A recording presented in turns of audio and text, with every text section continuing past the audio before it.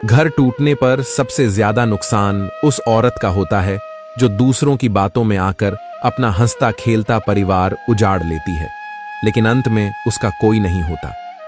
शुरुआत में सब कुछ ठीक होता है, प्यार भी होता है, समझदारी भी, लेकिन फिर धीरे धीरे किसी तीसरे की बातें, किसी और की तुलना, किसी झूठे सम्मान की भूख रिश्तों के बीच जहर घोलने लगती है।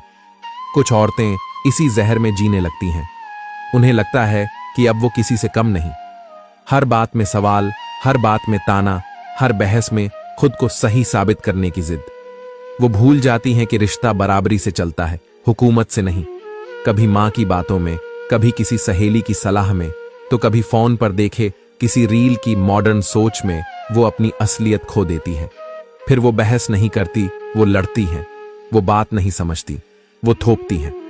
और फिर एक दिन हर छोटी बात पर कहने लगती हैं, मैं अब और नहीं सहूंगी, मैं अपने रास्ते जा रही हूं, मुझे फर्क नहीं पड़ता।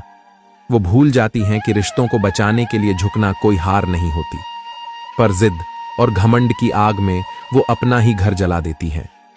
जब तक घर होता है उन्हें हर बात गलत लगती है, और जब घर टूट जाता है तब जाकर एहसास होता है कि जिस बात पर लड़ाई थी वो तो इतनी बड़ी थी ही नहीं। लेकिन अब बहुत देर हो चुकी होती है। न ससुराल रहा, न मायका वैसे अपनाता है। जिस घर को छोड़कर गई थी अब वो भी वापसी की उम्मीद नहीं रखता, और जिन लोगों ने बढ़ावा दिया था वो अब चुप हो जाते हैं, क्योंकि उनका तो काम ही था किसी और की जिंदगी में आग लगाना।